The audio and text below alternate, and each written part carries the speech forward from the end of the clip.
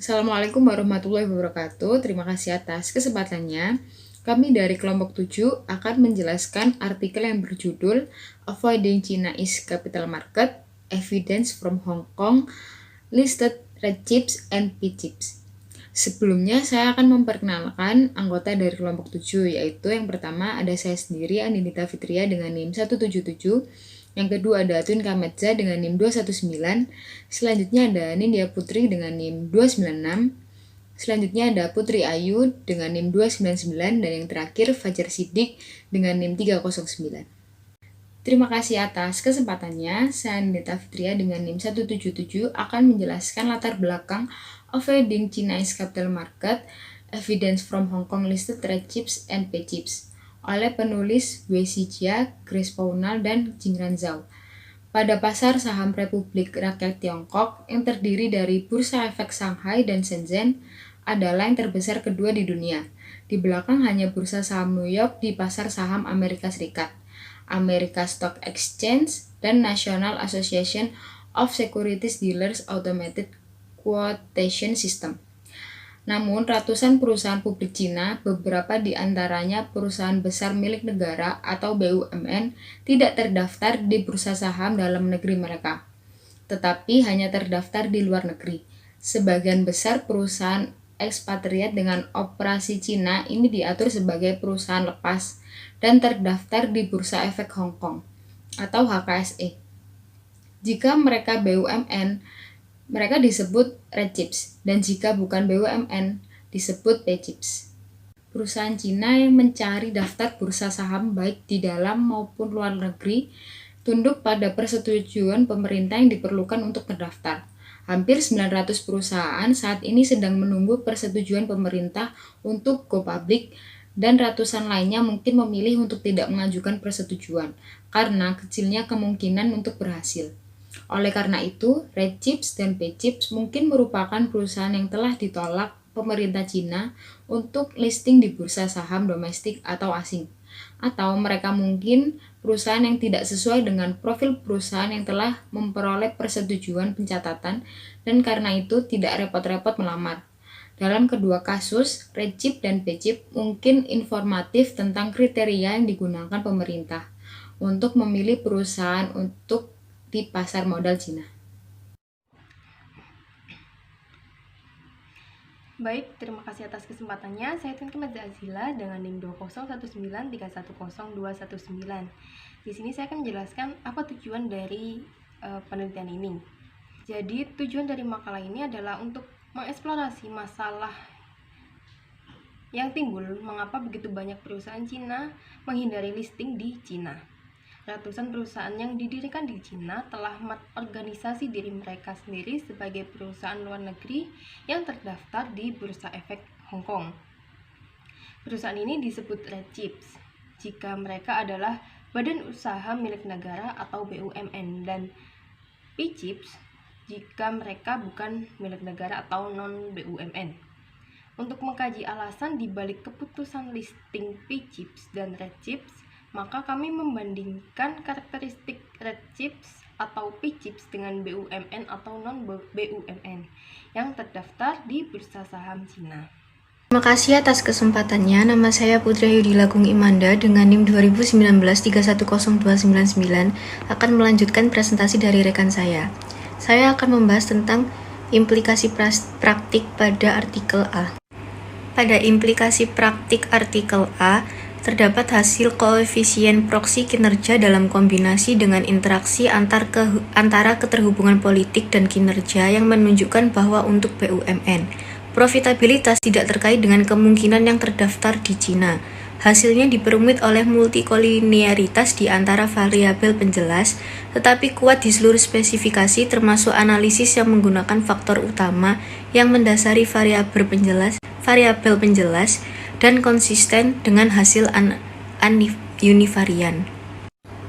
Hasil ini didapat dari hasil regresi untuk sampel lengkap secara konsisten yang menunjukkan bahwa perusahaan dengan koneksi politik terkuat terdapat pada di SASE dan SZSE, dan bahwa perusahaan Cina yang paling menguntungkan adalah Red Chip dan Pink Chips. Hasil ini menunjukkan bahwa hubungan politik merupakan faktor dalam keputusan pemerintahan Cina untuk memberikan persetujuan pencatatan domestik dan dalam pemilihan perusahaan untuk meminta persetujuan pemerintah. Terima kasih atas kesempatannya. Perkenalkan, nama saya Nindya Putri Salsabila dengan NIM 2019310296. Di sini saya akan menyampaikan keterbatasan dari artikel yang pertama. Keterbatasan dari artikel yang pertama yaitu tidak dapat memisahkan keputusan pemerintah Cina dari keputusan perusahaan secara empiris, sehingga hasilnya menunjukkan bahwa perusahaan Cina terbesar dan paling menguntungkan yang tidak dibatasi oleh hubungan mereka dengan pemerintah pusat, dan provinsi lebih memilih untuk terdaftar di ibu kota Hong Kong. Karena populasi perusahaan Cina yang diperdagangkan secara publik lebih luas daripada sampel yang dipergunakan dalam penelitian sebelumnya, terutama dengan penyertaan kami pada BUMN, hasil ini berkontribusi pada pemahaman tentang pasar modal Cina dan keputusan listing perusahaan Cina. Selain itu, dengan mempelajari daftar perusahaan Cina yang disetujui oleh negara dan tidak disetujui oleh negara, maka dikontribusikan untuk memahami peraturan pemerintah Cina tentang pasar modal. Baik, di sini saya akan melanjutkan presentasi dari rekan saya. Saya akan menjelaskan tentang hasil penelitian. Hasil regresi untuk sampel lengkap secara konsisten menunjukkan bahwa perusahaan dengan koneksi politik terkuat terdaftar di SHSE dan SZSE, dan bahwa perusahaan Cina yang paling menguntungkan adalah Red Chips dan V Chips. Hasil ini menunjukkan bahwa hubungan politik merupakan faktor dalam keputusan pemerintahan Cina untuk memberikan persetujuan pencatatan domestik dan dalam pilihan perusahaan untuk meminta persetujuan pemerintah. Koefisien proksi kinerja dalam kombinasi dengan interaksi antara keterhubungan politik dan kinerja menunjukkan bahwa untuk BUMN, profitabilitas tidak terkait dengan kemungkinan terdaftar di Cina. Hasilnya diperumit oleh multikolinaritas di antar variabel penjelas, tapi kuat di seluruh spesifikasi, termasuk analisis yang menggunakan faktor utama yang mendasari variabel penjelas, dan konsisten dengan hasil univariat. Selain itu, kami mengeksplorasi 3 penjelasan potensial mengapa perusahaan Cina mungkin lebih memilih untuk terdaftar di Hong Kong. Yang pertama, untuk memfasilitasi transfer kekayaan pribadi keluar Cina. Kemudian yang kedua, untuk meningkatkan akses ke modal utang. Dan yang terakhir, untuk memfasilitasi lebih banyak pembentukan harga saham yang efisien. Kami menemukan bahwa ketiga penjelasan ini memiliki dukungan statistik. Selanjutnya akan dilanjutkan oleh rekan saya. Baik, di sini saya akan menjelaskan tentang latar belakang. Pembahasan kali ini mengenai penilaian mengapa perusahaan Cina mendaftar atau listing di Hong Kong atau Cina. Variabel independen yang menarik dalam analisis utama adalah BUMN, variabel indikator yang menunjukkan apakah perusahaan Cina itu adalah perusahaan milik negara. ROA, pengembalian aset, proksi, seberapa menguntungkan suatu perusahaan, dan BUMN. ROA merupakan sebuah istilah interaksi dan merupakan produk dari 2 variabel yang disebutkan di atas. Selanjutnya akan dilanjutkan oleh rekan saya. Terima kasih atas kesempatannya. Nama saya Putri Ayudila Agung Imanda dengan NIM 2019310299 akan melanjutkan presentasi dari rekan saya. Di sini saya akan membahas tentang tujuan dari artikel B. Tujuan pertama dari artikel ini yaitu melakukan penilaian mengapa perusahaan mendaftar di Cina atau Hong Kong dan apakah mereka memiliki alasan tertentu. Jadi jika hubungan sebab akibat antara kedua variabel ini bekerja, maka hasilnya mungkin menunjukkan jika Cina non-BUMN daftar di Hong Kong, ada kecenderungan mereka selanjutnya menjadi lebih menguntungkan daripada jika mereka daftar di Cina. Sedangkan beberapa orang juga menyarankan bahwa perusahaan yang memiliki preferensi untuk mendaftar di Hong Kong karena akses yang lebih baik ke pembiayaan utang. Lalu tujuan kedua yaitu menilai dampak profitabilitas terhadap keputusan pencatatan perusahaan.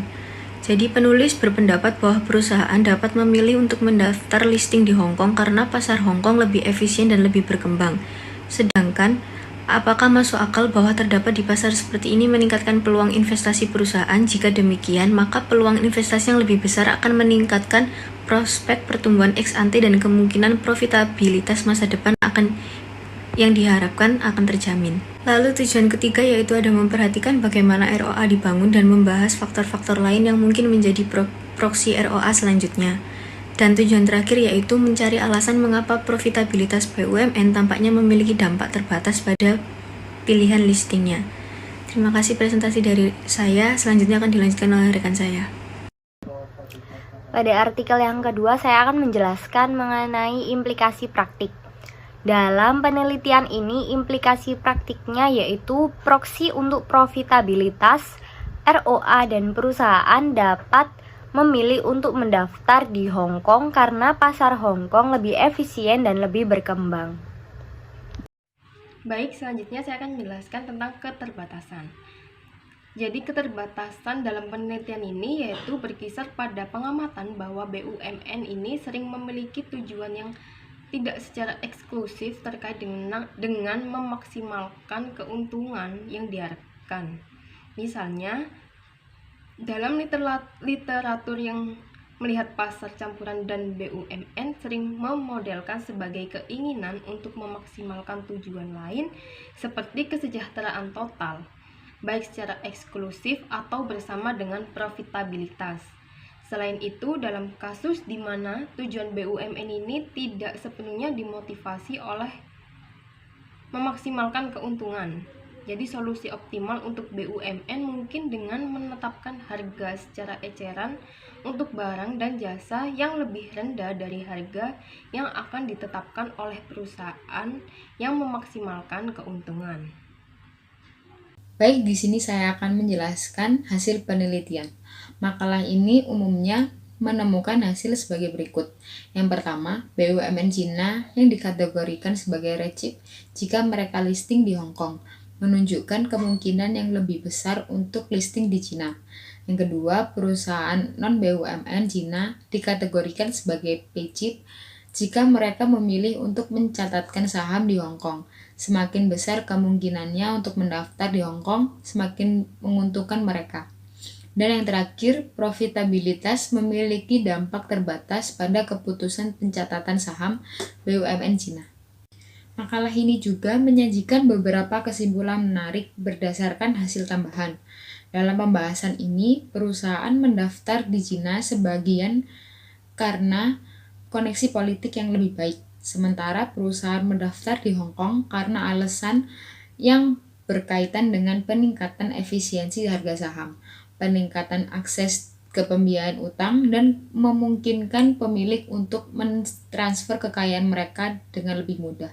Selain itu, diskusi ini memiliki dampak profitabilitas terhadap keputusan pencatatan perusahaan.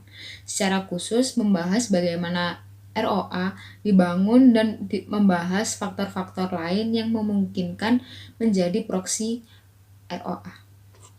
Demikian presentasi dari kelompok kami, kurang lebihnya mohon maaf. Assalamualaikum warahmatullahi wabarakatuh.